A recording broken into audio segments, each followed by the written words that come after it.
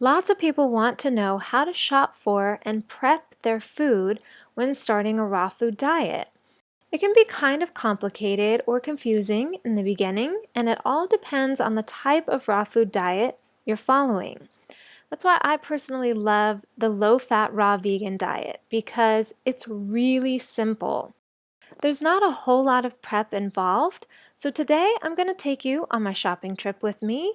Then I'll show you how I prep for the week. But first, I'm going to start by giving you some tips that I think will be really helpful. Once you've decided what type of raw food diet you'll be following, you'll want to find some really simple recipes that you can incorporate into your lifestyle easily.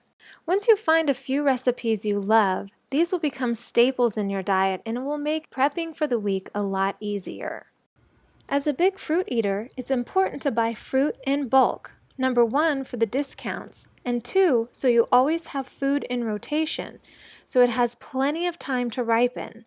That means some of what I'm buying this week won't be ready until next week or even the week after, which is unlike a diet high in fresh vegetable juices where you'll be using the majority of your produce immediately. This video will be focusing on how I shop and prep for the week on a low-fat, raw vegan diet. Unless I'm just returning from vacation, the majority of my shopping trips just fill in what I'm out of or low on.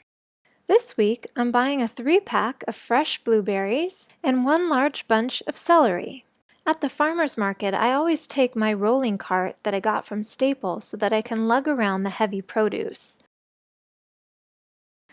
I'm making my first stop to the car and I've purchased pluots, peaches, coffee cake persimmons. I've got my celery and my blueberries, and I always use my reusable bags.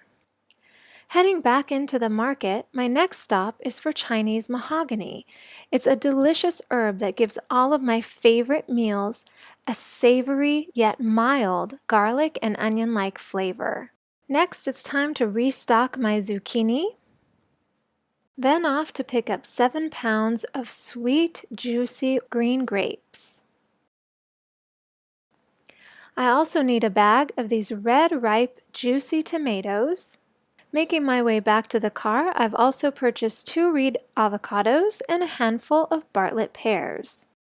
My next stop is my favorite health food store where I'm picking up some tiger stripe figs and some black mission figs. I'm also getting these large California Keat mangoes and 1 large box of organic spring mix. Next stop is Whole Foods where I'm picking up some dry farmed tomatoes. These have amazing tomato flavor and use very little water to grow. I'm also picking up several baskets of these Sun Gold cherry tomatoes.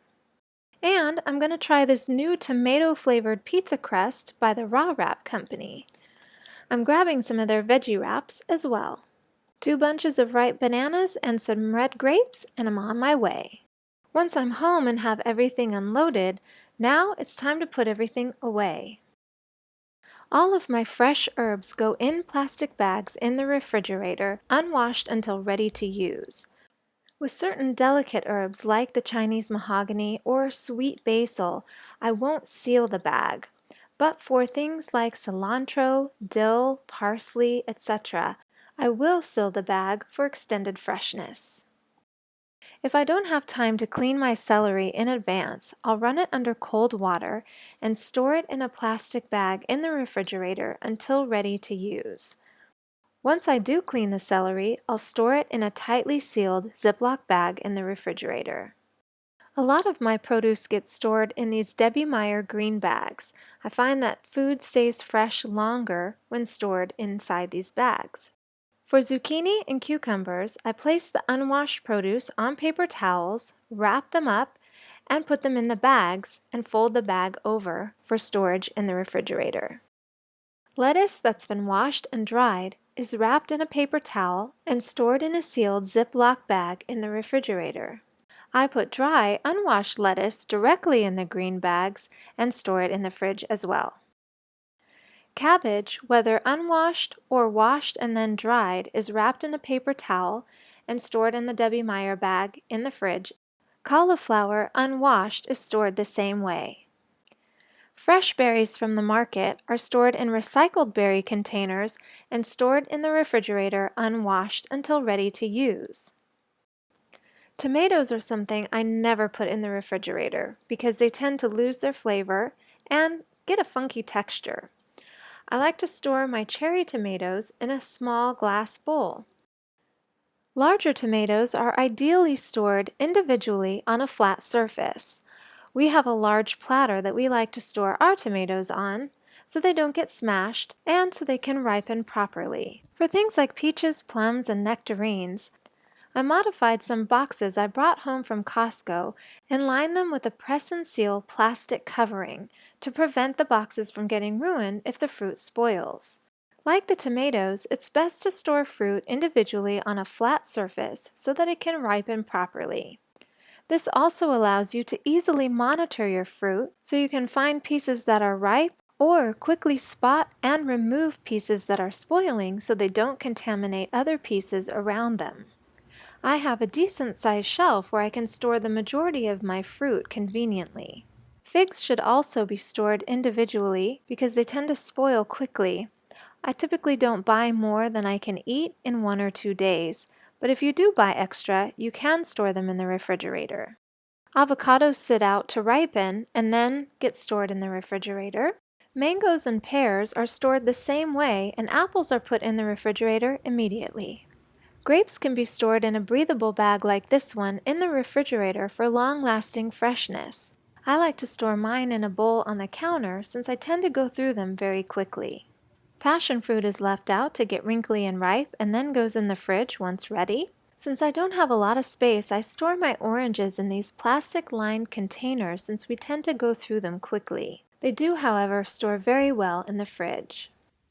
I like to extend the life of some fruits by freezing them, like this super juicy ripe pineapple. I'll place the individual pieces on a wax paper lined plate and place it in the freezer. Once the items are frozen, I'll store them in a Ziploc baggie in the freezer. As I mentioned in the beginning of this video, I love the low-fat raw vegan diet because it's so simple. The majority of my meals consist of 1 or 2 types of fruit, a fruit smoothie, or a small combination of fruits, which makes prep time fast and easy. And even though my evening meals are a little bit more complicated, whether it's a large green salad, Mexican night with tacos, pizza, or even raw zucchini pasta, meal prep time never takes more than 20 to 30 minutes from start to finish, especially when you're making meals that are uncomplicated yet super delicious. Of course, there are times when I do make something more complicated that does take longer, but I would say those times are rare. If you want to succeed on a raw food diet, I highly recommend searching out raw food recipe versions of your favorite cooked foods. Try to keep it simple, do the best you can, and in a short period of time, you'll likely see incredible results. Want more inspiration? Follow my Instagram stories to see everything I eat on a daily basis. I'm at Raw Synergy. If you liked this video and found it helpful, please give it a thumbs up, share it with your friends, and don't forget to subscribe. Thanks for watching, and I'll see you right here next Thursday.